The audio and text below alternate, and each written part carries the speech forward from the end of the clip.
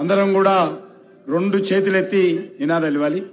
అందరూ కూడా భారత్ మాతాకి, భారత్ మాతాకి, జై శ్రీరామ్, జై శ్రీరామ్, జై శ్రీరామ్. ఈనాటి కార్యకర్తల సమావేశానికి ముఖ్య అతిథిగా వచ్చినటువంటి భారత రక్షణ శాఖ మంత్రి, పార్టీ సీనియర్ నాయకులు గౌరవనీయులు రాజ్నాథ్ సింగ్ గారు, ఎవరి నాయకత్వంలో అయితే మన యొక్క భారతదేశానికి సంబంధించినటువంటి సైనిక శక్తి బలంగా ఏర్పడి ప్రపంచంలో భారతదేశము ఒక శక్తిశాలి దేశంగా నరేంద్ర మోడీ గారి నాయకత్వంలో కృషి చేస్తున్నటువంటి రాజ్నాథ్ సింగ్ గారికి నేను మనస్ఫూర్తిగా తెలంగాణ ప్రజానీకం తరఫున, సికింద్రాబాద్ నియోజకవర్గ ప్రజానీకం తరఫున వారికి హృదయపూర్వకమైనటువంటి స్వాగతం పలుకుతా ఉన్నాను. వేదిక మీద ఉన్నటువంటి మన రాష్ట్ర నాయకులు, జాతీయ బీసీ మోర్చా అధ్యక్షులు, గౌరవ పార్లమెంట్ సభ్యులు డాక్టర్ లక్ష్మణ్ గారు, అదేవిధంగా మన సమీపంలో ఉన్నటువంటి మల్కాజిగిరి పార్లమెంట్ నియోజకవర్గం నుంచి బీజేపీ అభ్యర్థిగా పోటీ చేస్తున్నటువంటి మాజీ మంత్రివర్యులు ఈటెల రాజేందర్ గారు, అదేవిధంగా మన యొక్క శాసనసభలో బీజేపీ పక్ష నాయకులు మహేశ్వర్ రెడ్డి గారు, శాసనసభ్యులు రాకేష్ గారు, అదేవిధంగా మన రాష్ట్ర కార్యదర్శి కాసం వెంకటేశ్వర్లు గారు, మన ఖైరతాబాద్ మాజీ శాసనసభ్యులు చింతల రామచంద్రరెడ్డి గారు, మన యొక్క మాజీ మంత్రివర్యులు మరి శశిధర్ రెడ్డి గారు, మాజీ మంత్రివర్యులు, ఇతర గౌరవ పెద్దలందరికీ పేరు పేరున నమస్కారాలు తెలియజేస్తూ, మనము నామినేషన్ వేయాల్సింది కాబట్టి 2 నిమిషాలు మాట్లాడి ముగిస్తాను. మన యొక్క ముఖ్య అతిథి, మన యొక్క రక్షణ శాఖ మంత్రి రాజ్నాథ్ సింగ్ గారు మనను ఉద్దేశించి మాట్లాడతారు. మీకు అందరికీ తెలుసు, మన సికింద్రాబాద్ పార్లమెంట్ నియోజకవర్గం నుంచి 2019లో ఎన్నిక కాకముందే నేను 3 సార్లు శాసనసభకు గెలవడం జరిగింది. అంబర్పేట ప్రజలు, హిమాయత్ నగర్ ప్రజల ఆశీస్సులతో శాసనసభకు గెలిచాను.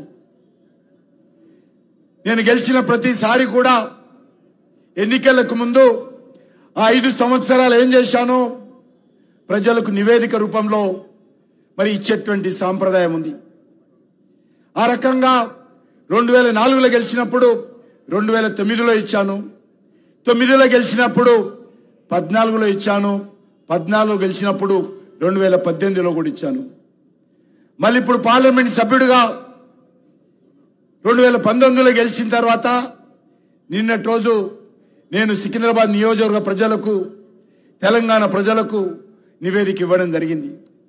నేను 4.5 సంవత్సరాలుగా ఏం చేశాను, ఏ రకంగా తెలంగాణ అభివృద్ధి కోసము, మన కాన్స్టిట్యున్సీ అభివృద్ధి కోసము కృషి చేశాను సవివరంగా మరి తెలంగాణ ప్రజల ముందు మీడియా ద్వారా పెట్టడం జరిగింది.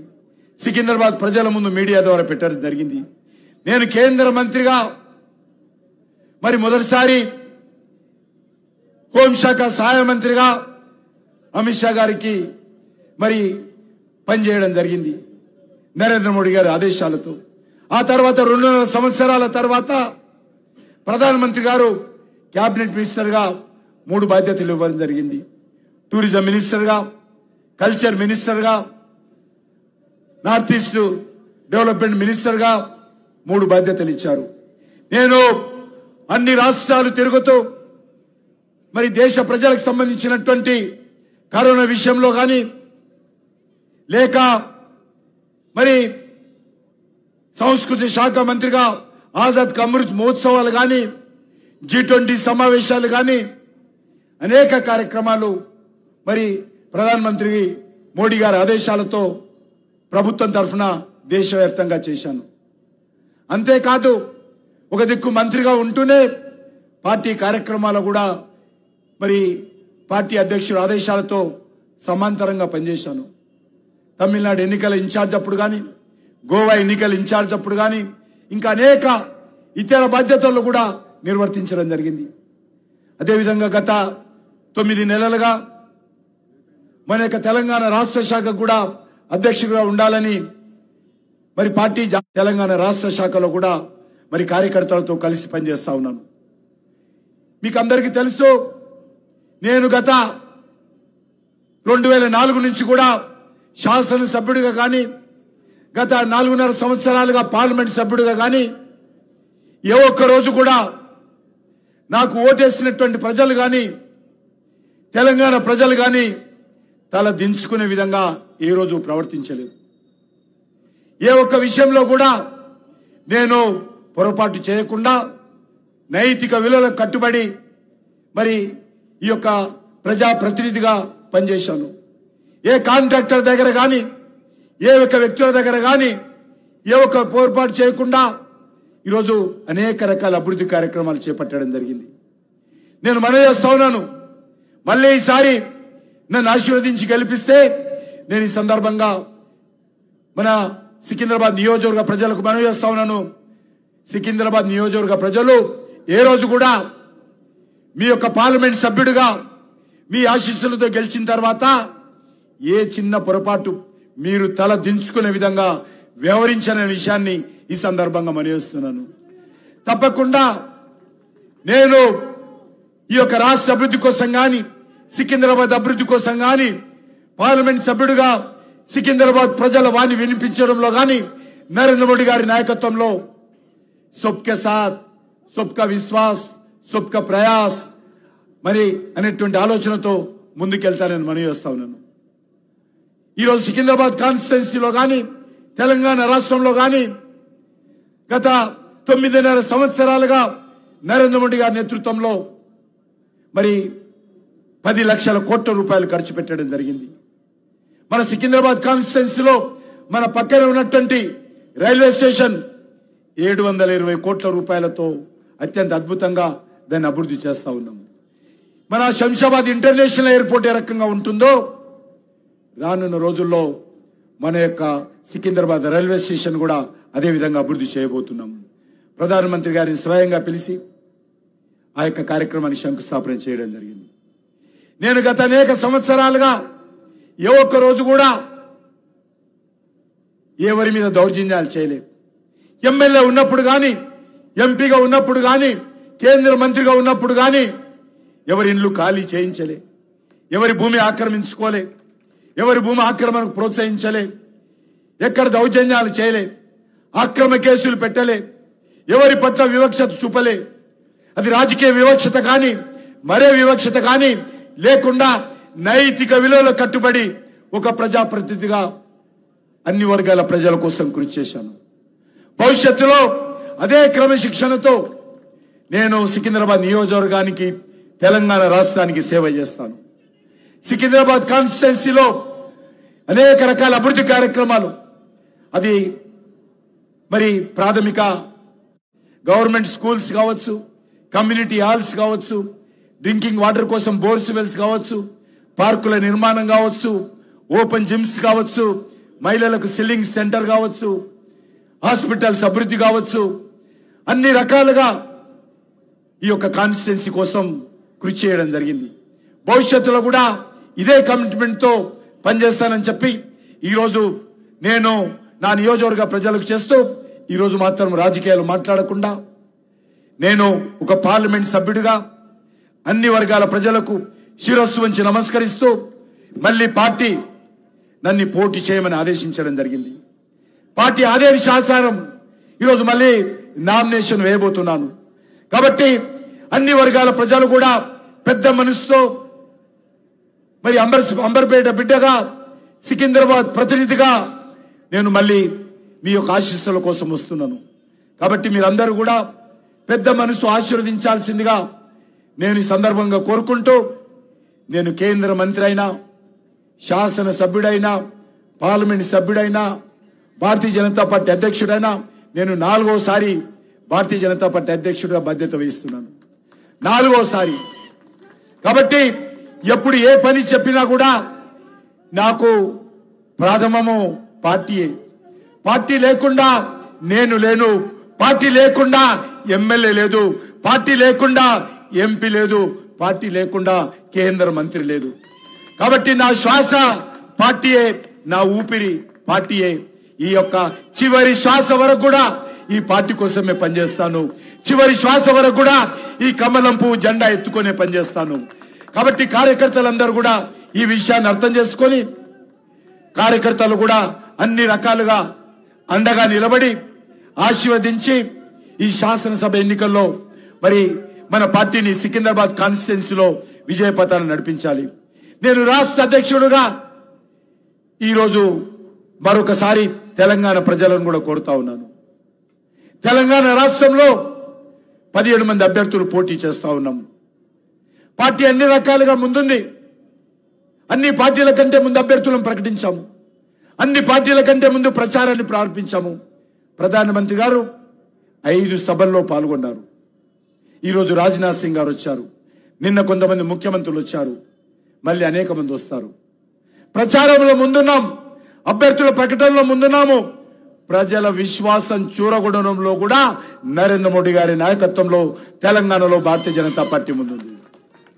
నేను ఈరోజు మనవేస్తా ఉన్నాను, ఎవరు ఎన్ని రకాలుగా ప్రచారం చేసినా కూడా తెలంగాణ రాష్ట్రంలో భారతీయ జనతా పార్టీ అన్ని పార్టీల కంటే అత్యధికమైనటువంటి స్థానాలు సంపాదిస్తుంది. అదేవిధంగా మొన్నటి వరకు అధికారంలో ఉన్నటువంటి బీఆర్ఎస్ పార్టీ ఏ సీట్ల డిపాజిట్ వస్తుందో తెలియదు. డిపాజిట్ కూడా వచ్చే పరిస్థితి ఈరోజు టీఆర్ఎస్ పార్టీకి, బీఆర్ఎస్ పార్టీకి, కేసీఆర్కు లేదు. పార్టీ కూడా మనం చేస్తా ఉన్నాను, తెలంగాణ ప్రజల ఓటు అడిగే నైతిక హక్కు కాంగ్రెస్ కు లేదు. ఓ రాహుల్ గాంధీ, ఓ రేవంత్ రెడ్డి, మిమ్మల్ని అడుగుతా ఉన్నాను, మీరు కాంగ్రెస్ పార్టీ తరఫున తెలంగాణ ప్రజలను ఓటు అడిగే నైతిక హక్కు అడుగుతా ఉన్నాను. మీరు ఎన్నికలకు ముందు ఏం చెప్పారు? మేము అధికారంలోకి వస్తే 100 రోజుల్లో 6 గ్యారంటీలు పూర్తి చేస్తామన్నారు. మరి ఎక్కడ పోయినాయి ఇవి? గ్యారంటీలా, కాంగ్రెస్ పార్టీ గ్యారంటీలా చెప్పాల్సిన అవసరం ఉంది. గ్యారంటీల పేరుతో మీరు తెలంగాణ ప్రజలను మభ్యపెట్టి అధికారంలోకి వచ్చిన తర్వాత ఈరోజు వృద్ధాప్య పింఛన్ పెంపకం కానీ, నిరుద్యోగ భృతి ఇవ్వడం కానీ, మహిళలకు 2500 నెలకి ఇవ్వడంలో కానీ, రైతుల 2 లక్షల రుణమాఫీ కానీ, ఎకరానికి 15,000 ఇవ్వడం కానీ, మరి కౌలు రైతులకు 15,000 ఇవ్వడం కానీ, రైతు కూలీలకు 12,000 ఇవ్వడం కానీ, దివ్యాంగులకు పెన్షన్ పెంచడంలో కానీ, వితంతువులకు పెన్షన్ పెంచడంలో కానీ, నూతన రేషన్ కార్డు ఇవ్వడంలో కానీ, ఏ విషయంలో మీరు గ్యారంటీలు నిలబెట్టుకున్నారో కాంగ్రెస్ పార్టీ చెప్పాలి. అందుకే తెలంగాణ ప్రజానీకాన్ని అడుగుతా ఉన్నాను, ఓ తెలంగాణ మేధావులారా, ఈరోజు కాంగ్రెస్ పార్టీ వెన్నుపోటు పొడిచింది. రైతులకు వెన్నుపోటు పొడిచింది, యువకులకు వెన్నుపోటు పొడిచింది, మహిళలకు వెన్నుపోటు పొడిచింది, పేద ప్రజలకు వెన్నుపోటు పొడిచింది.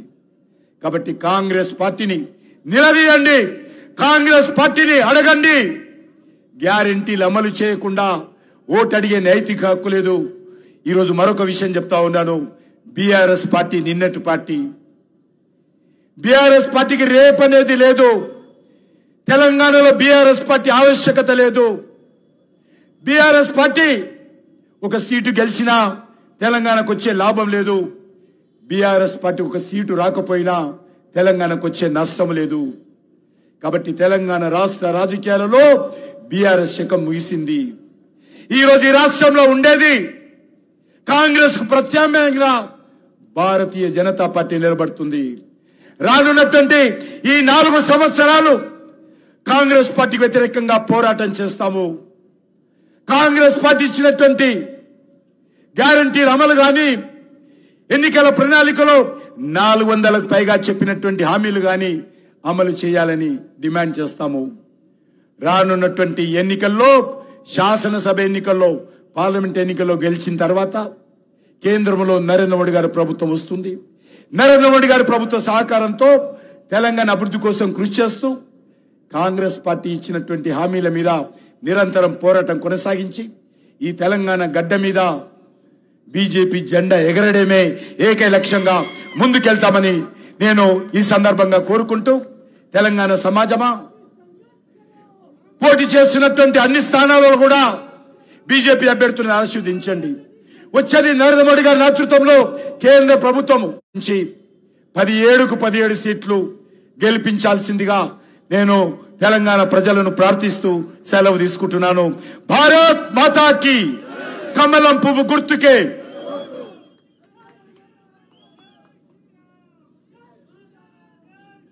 భారత్